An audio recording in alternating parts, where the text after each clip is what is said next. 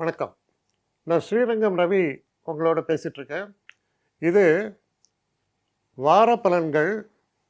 August மாதம் 17ஆம் தேதி தொடங்கி 23ஆம் தேதி வரை உள்ள வாரத்திற்கான பலன்கள். கன்னிராசி. கன்னிராசி நேயர்களை பொறுத்த வரைக்கும் உங்கள் ராசிநாதனான புதனும் மிகப்பெரிய யோகத்தை தரக்கூடிய சுக்கிரனும் 11ஆம் வீட்டில் இருந்தால் தனவரவு மிக மிக சிறப்பாக இருக்கும். நிறைய பைசா வரும். ரொம்ப நல்லா இருக்கு. சில செட்பேக்ஸ் கூடவே இருக்கும்.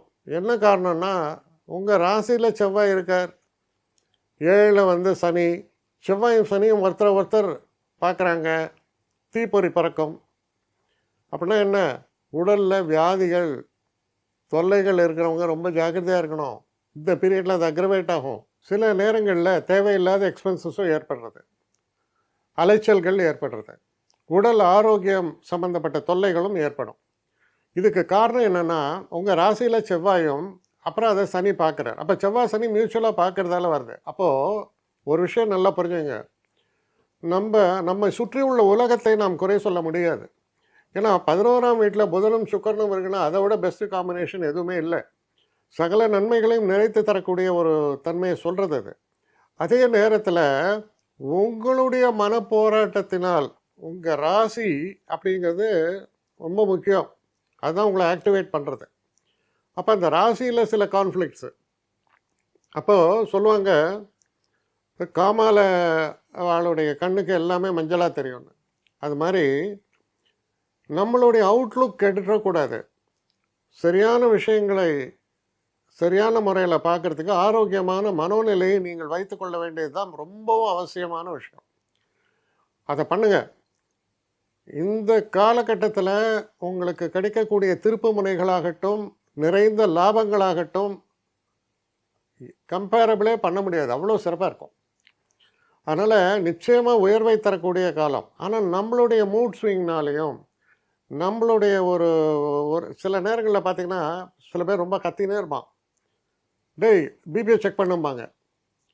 ஏன்னா உடல் நமக்கு வரக்கூடிய அந்த அனாமலிஸ், அந்த அந்த இம்பேலன்சஸ் அது உங்களுடைய மூடை அப்செட் பண்ணி உங்களுடைய அவுட்புட்டை அப்செட் பண்ணிடும், நீங்கள் பேச்சு எல்லாத்தையும்.